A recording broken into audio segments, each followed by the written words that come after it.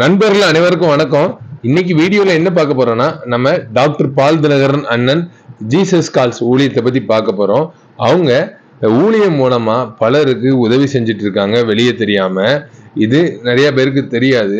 நமக்கு சில வீடியோஸ் கிடைத்தது அவங்க பண்ற ஹெல்ப். அதை உங்களுக்காக நான் இந்த வீடியோல போடுறேன், பாருங்க ஃப்ரெண்ட்ஸ். வணக்கங்க.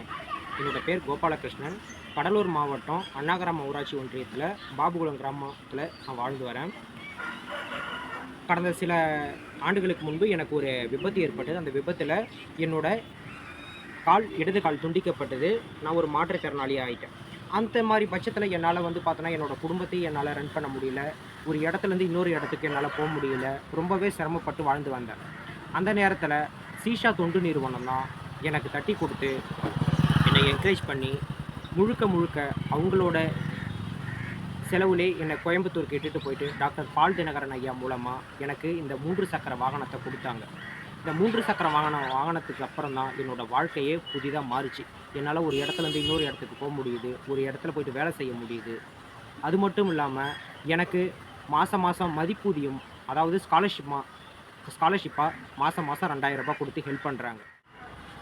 யாருங்க சொன்னது பால் தினகரன் ஐயா எந்த உதவியும் செய்யலைன்னு? நான் ஒரு மாற்றுத்திறனாளி, ஆனால் இருந்தாலுமே எனக்கு தட்டி கொடுத்து என்னை என்கரேஜ் பண்ணி எனக்கு ஒரு பெட்ரோல் ஸ்கூட்டி கொடுத்துருக்காங்க. இந்த ஸ்கூட்டியில் தான் நான் இப்போ ஒரு சேவை மையத்தில் வேலை செய்கிறேன்னா அதுக்கு காரணமே டாக்டர் பால் தினகரன் ஐயாவும் சீஷா தொண்டு நிறுவனமும் தான். நான் மட்டும் இல்லாமல் எங்கள் ஏரியாவில் கிட்டத்தட்ட 9 வண்டி கொடுத்துருக்காங்க. அந்த 9 பேரும் சீஷா பால் தினகரன் ஐயாவால், சீஷா தொண்டு நிறுவனத்தினால பயனடைஞ்சு வராங்க. ஹெல்ப் பண்ணுற சீஷா தொண்டு நிறுவனம் டாக்டர் பால் தினகரன் ஐயாவுக்கும் அவங்க குடும்பத்தாருக்கும் நான் எத்தனை நன்றி சொன்னாலும் அது மிகையாகாது. நம்முடைய இயேசு அழைக்கிறார் குழுவினர்கள் இந்த இடத்தை பார்வையிட்டு முழுதும் பொறுப்படுத்தி அவங்க இதை முடித்து கொடு.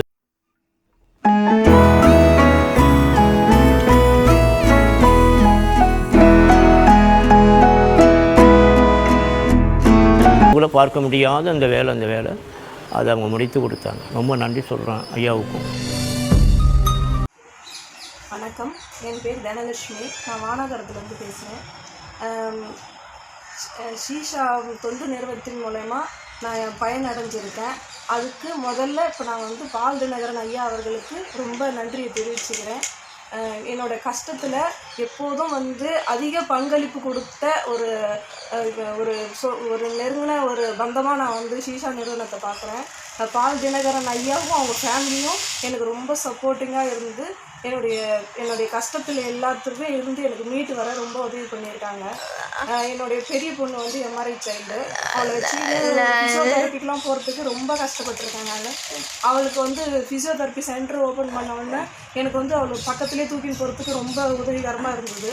அவள் நல்ல குழந்தை கொஞ்சம் வளர்ந்துட்டா, நம்ம என்ன பண்ண முடியும், தூக்கின்னு கூட போக முடியலையே நம்மளாலன்னு கஷ்டப்படும் போது வாரத்தில் ஒரு நாள் ஃபிசியோதெரப்பி சென்டர்லேருந்து அவங்க மேடம் வீட்டுக்கே பண்ணுற அளவுக்கு எனக்கு மாற்றி கொடுத்தாங்க.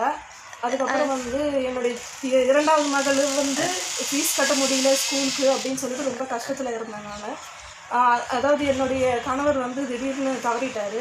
அதனால் என் குடும்ப சூழ்நிலையில் கருத்தில் கொண்டு நான் ரொம்ப கஷ்டத்தில் இருக்கிறேன்னு அவங்களுக்கு தெரியப்படுத்தின உடனே என்னுடைய 2வது பொண்ணுக்கு அவங்க ஸ்கூல் ஃபீஸ் கட்டினாங்க.